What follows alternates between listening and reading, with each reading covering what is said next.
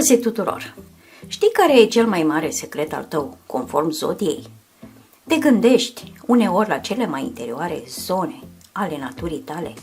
Să fim sinceri cu noi înșine, ai făcut vreodată, mai ales după o experiență deosebit de proastă, o pauză pentru un moment sau te-ai așezat să te gândești sincer la motivele tale pentru a face asta? Dacă răspunsul tău la aceste întrebări este da, atunci nu ești singurul care se gândește profund la sine. Mai mult, există o modalitate de a găsi răspunsul la orice întrebări pe care ți le poți pune. Vei descoperi secretele personalității tale grație semnului tău zodiacal. Amintește-ți că toți avem propriul nostru semn zodiacal, indiferent dacă credem în astrologie sau o considerăm o prostie. Fiecare dintre noi este conectat la univers și își afișează personalitatea într-un mod individual și unic, indiferent de câte întrebări ai pentru tine sau pentru univers, astrologia poate răspunde la ele. Așadar, care este cel mai mare secret al zodiei tale? Sunt sigură că aveți o mulțime de secrete, iar unele dintre ele nu le putem identifica nici măcar cu 1000 de cărți despre astrologie. Cu toate acestea, sunt cu siguranță unele secrete, cele mai profunde secrete, ale fiecăruia dintre semnele zodiacale. Berbecul. Unul dintre cele mai cunoscute secrete ale berbecului, deși ascuns cu grijă de el, este dorința de a domni și de a fi primul și cel mai bun în tot ce poate. Fiecare berbec este fierar al soartei sale. El este cel care inițiază fiecare eveniment din viața sa, sau cel puțin încearcă să fie așa. Dacă nu reușește să fie în frunte, se simte enorm de frustrat, urăște oamenii care nu îi acceptă superioritatea. Cu toate acestea, există un secret ascuns mult mai adânc în sufletul unui berbec. Se întâmplă să nu-l recunoască. Ei bine, ideea este că un berbec devine foarte atașat de persoana cu care își împarte viața. Dacă își găsește partenerul potrivit și este capabil să aibă încredere deplină în el, îl va iubi atât de mult încât va deveni dependent de prezența sa. Desigur, va fi întotdeauna un secret. Berbecul nu va lăsa descoperit acest secret nici măcar pentru cealaltă jumătate a sa. La urma urmei, el încă vrea să fie cel care deține puterea și să aibă toți așii în mânecă. Taurul. Taurul este încăpățânat și probabil toată lumea știe asta. Această caracteristică se datorează constanței remarcabile a oamenilor născuți sub acest semn. Când mintea lor decide ceva, ea se repede și sparge toate obstacolele. Cu toate acestea, există ceva pe care mulți oameni îl adoră la Taur. Ei bine, planeta care guvernează acest semn este Venus, ceea ce înseamnă că Taurul poate iubi foarte mult. Aproape nimeni nu are o dragoste atât de puternică precum Taurul și acest lucru se aplică nu numai oamenilor, ci și obiectelor materiale. Deci se dovedește că iubirea este cea mai comună forță motrice din spatele Taurului. Niciun alt semn al zodiacului nu este capabil de un astfel de devotament și sacrificiu precum Taurul. El este cel care creează cele mai stabile relații. Mergând un pas mai departe, observăm și sexualitatea extrem de puternică a Taurului. Înainte de a putea experimenta iubirea fizică cu Taurul, totuși, iubirea emoțională trebuie aprinsă în el. De vreme ce Taurul este un adevărat tip dur, nu va fi ușor să se străpungă zidurile sale spirituale defensive, dar dacă o vei face, ei bine, sexul va fi uimitor. Gemenii. Inimei gemenilor îi lipsește încrederea și sentimentul de siguranță în materie de dragoste. Au nevoie de asigurări foarte puternice de la partenerul lor cu privire la sinceritatea sentimentelor lor și fidelitatea absolută. Gemenii înșiși sunt foarte schimbători de sentimente și se tem de un astfel de comportament la partenerul lor. Întrucât gemenii sunt viața și sufletul petrecerii în fiecare zi și sunt minunați în a menține relații bune cu toți cei din jur, poate părea ciudat că se simt de fapt nesiguri în legătură cu relațiile lor cu ceilalți. Drept urmare, gemenii tratează uneori persoana iubită un pic prea dur și suspicios. Ar trebui să aibă grijă să facă acest lucru, deoarece rezultatul poate fi opus. În loc să se asigure de fidelitatea celelalte părți, gemenii își pot împinge singur partenerul în brațele altcuiva. Cel mai bine ar face față problemei lor jenante cu onestitate. În loc să învârtiți și să suspectați, este mai bine să începeți să jucați cu cărțile pe față. Onestitatea are o adevărată putere de salvare într-o relație. Racul. Mai presus de toate, racului îi este frică să nu se rănească. Desigur, nu este vorba de răni fizice, ci de răni emoționale. Această frică face ca racul să devină o persoană foarte vulnerabilă. Uneori trebuie să te porți cu ei ca și cum ar fi o figurină fragilă din porțelan. Doar cu un singur comentariu îl poți împărți în mii de bucăți minuscule. Deci, este adevărat că racul este unul dintre cele mai emoționale semne ale zodiacului. Încă un lucru, racului îi place foarte mult conducerea.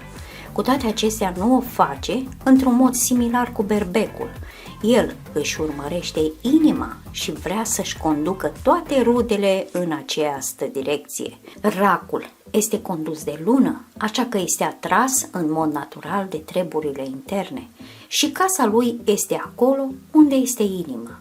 Viața de familie a racului este cu adevărat uimitoare, deoarece poate crea condiții minunate pentru cei dragi, îi pasă de ei ca nimeni altcineva.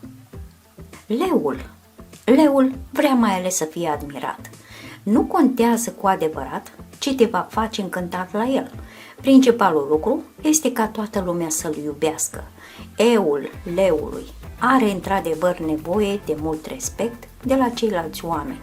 În caz contrar, leul se enervează și își reproșează constant că nu este suficient de bun, chiar dacă poate fi cel mai bun din multe puncte de vedere. Cu toate acestea, el nu va observa acest lucru decât dacă cineva împărtășește această opinie. Corpul ceresc care stăpânește leul este soarele. Nu este de mirare atunci că o persoană născută sub acest semn vrea să strălucească cu cea mai strălucitoare lumină dintre toate. Ar trebui să fie cea mai magnifică stea de pe cer. Merită aplauze și premii în toate competițiile posibile. Cum ar putea fi altfel? Fecioara nu este o personalitate foarte complicată. Viața ei este condusă în primul rând de intelect și prin prisma inteligenței. Fecioara analizează toate experiențele vieții. În același timp, este extrem de compusă, calmă și logică. Pare a fi cel mai compilat semn al zodiacului. De fapt, Fecioara, sau mai exact interiorul ei, este o adevărată tornadă a gândurilor și emoțiilor. Pacea este doar o mască și sub ea o fecioară ascunde un număr imens de probleme deranjante, cu o puternică autocritică în prim plan. Este nemulțumită în permanență de ea însăși, așa că își învață cu încăpățânare să își aprofundeze cunoștințele. Când se confruntă cu lumea, ea află repede că ceea ce a citit nu îi permite încă să se comporte la fel de perfect pe cât și-ar dori. Așa că se întoarce la cărți, acuzându-se de nepricepere, în timp se poate pierde în studiu constant și va începe să ducă o viață aproape pusnică. Oricum, acest mod de viață îi se potrivește cel mai bine. Nu este de mirare că Fecioara nu apare adesea la întâlnirile cu prietenii și se îndepărtează treptat de oameni. Balanța. Cel mai profund secret al balanței este un sentiment de singurătate întunecată, care o împinge să caute în permanență apropierea și dragostea. Balanța face acest lucru într-un mod mai disperat decât necesită situația. Acest lucru se datorează faptului că îi lipsește încă echilibrul în viață. A face acest lucru poate duce la o luptă dezordonată în căutarea iubirii. Doar odată cu vârsta, balanța începe să se controleze suficient pentru a învăța să funcționeze corect. Când o face, găsește dragostea ca prin magie. Din păcate, problemele cu dragostea pot pune balanța în pericol, cade cu ușurință în mâinile oamenilor necinstiți și poate fi folosit. Balanța este extrem de credulă și nu este dificil să o controlezi, în ciuda faptului că încearcă să fie rezonabilă zilnic și pare a fi foarte rațională. Pur și simplu își pierde capul în materie de dragoste. Scorpionul. Fiecare scorpion are o mulțime de secrete. Misterul este probabil cea mai importantă parte a naturii sale și trebuie recunoscut că este bine cu asta.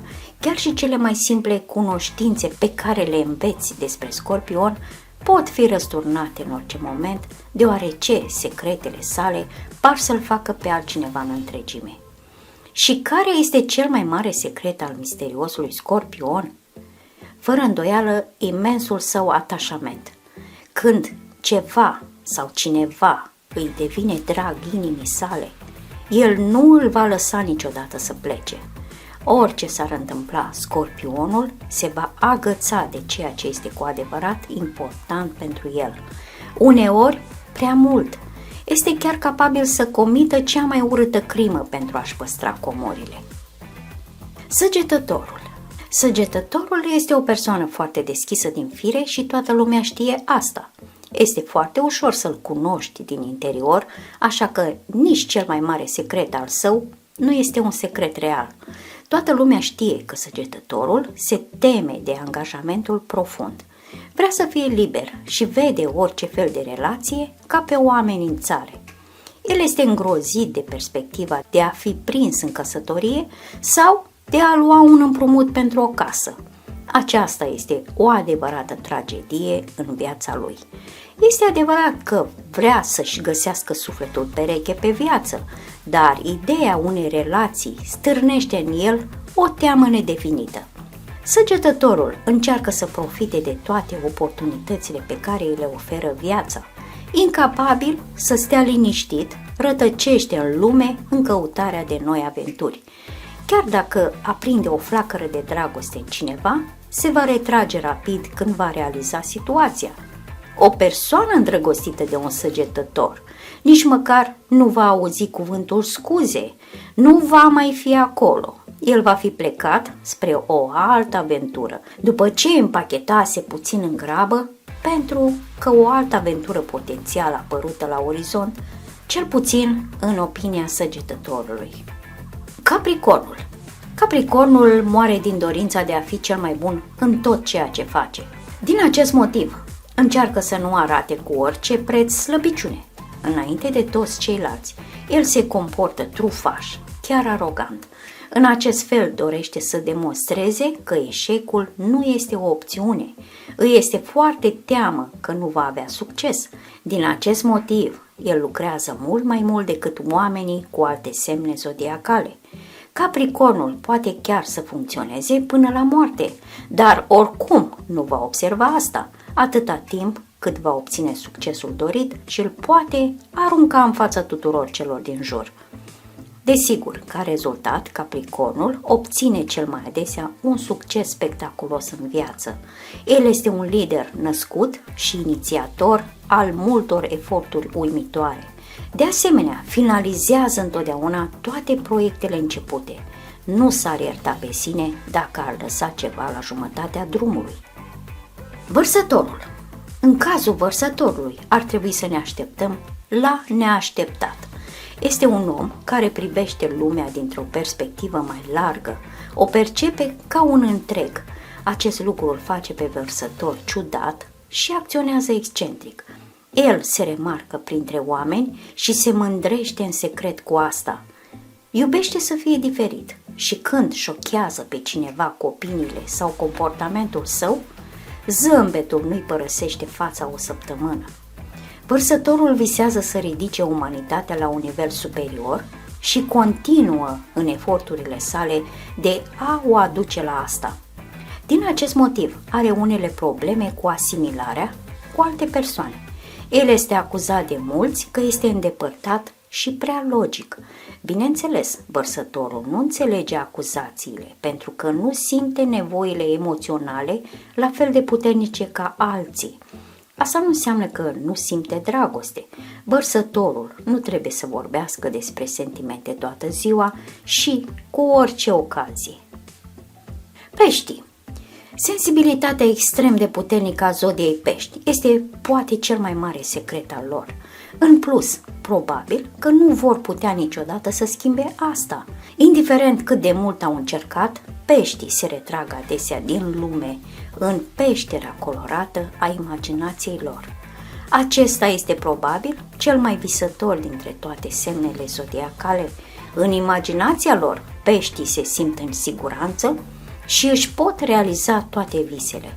Nu e de mirare că se simt atât de bine aici. Cu cât petrec mai mult timp în interiorul lor, cu atât sunt mai fericiți. O imaginație foarte dezvoltată înseamnă că există cu adevărat mulți artiști sub semnul Peștilor. Fantezii, viziuni, intuiție, aceasta este calea pe care merg Peștii. Este important pentru ei să fie conștienți de faptul că nu orice ființă umană trăiește pe pământ. Unii rătăcesc prin abisul spațiului sau în tărâmuri magice inaccesibile altor oameni.